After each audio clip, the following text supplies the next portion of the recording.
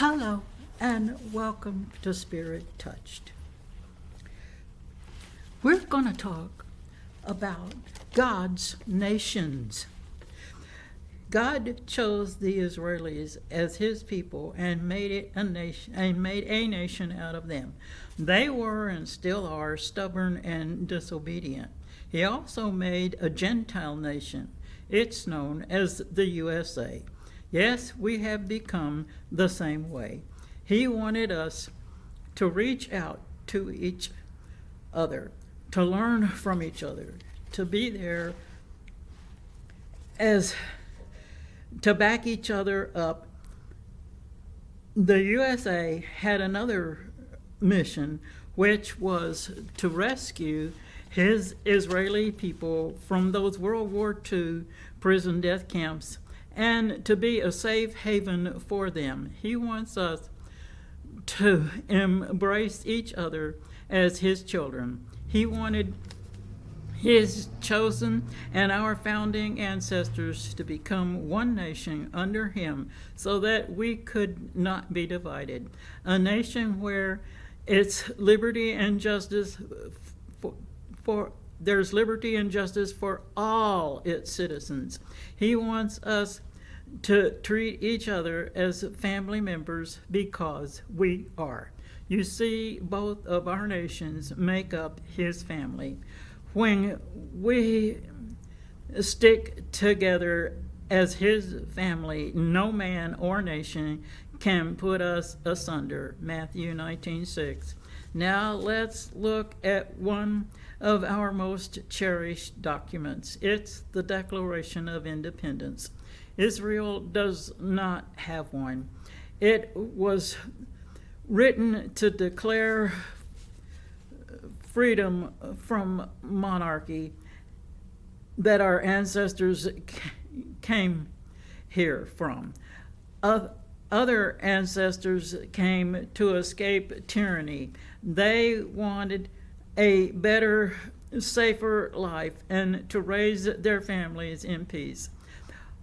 All brought their faith with them. They trusted God to get them here safely and that he would prosper them once they arrived. Those first years were full of hardship and a different kind of suffering. They learned a lot from those who were already here. They learned how to survive the harsh winter. They depended on God to sustain them through it all. Yes, both nations are still a work in progress. In both nations, God is taking back what belongs to him. What is that, you ask? It's his people and his two nations, so that he can knit them together as one under his wise counsel. That's how we stay indivisible. We need each other with him as our totally sovereign Lord and King. Now let's look at the other thing we came here to be independent from and why that beautiful document was written. Taxes that are too high cause we buyers to slow down or even give up buying things we don't really need. This practice makes it very hard on small businesses, which can cause them to falter and even fail. That's not good because we need diversity in our buying. We need small and family-owned businesses. It also causes many companies to smaller their portions, yet keep the prices the same or even raise it. Both do not please customers. See Proverbs 20, verse 10. Such practices do not please God. He considers it cheating. It brings loss of jobs, which can lead to credit card debt. Plus, many divorces are caused by finances. It can shatter dreams. Proverbs 13:12. Children in such families don't understand what's going on, which brings on psychological consequences. Those are hard to overcome, and sadly, some never do. They don't know how to deal with such burdens, especially if they don't know God and don't know how to lean on Him. It can lead to suicide. It can lead to addictions, to compensate, or even to crimes. When people can't pay their bills, it brings on stress. It makes them feel like failures because they can't provide for their families. Why? Because they don't truly understand who their real provider is. Genesis 22:14. Isaiah 9:6a and b make it very clear where all government lies.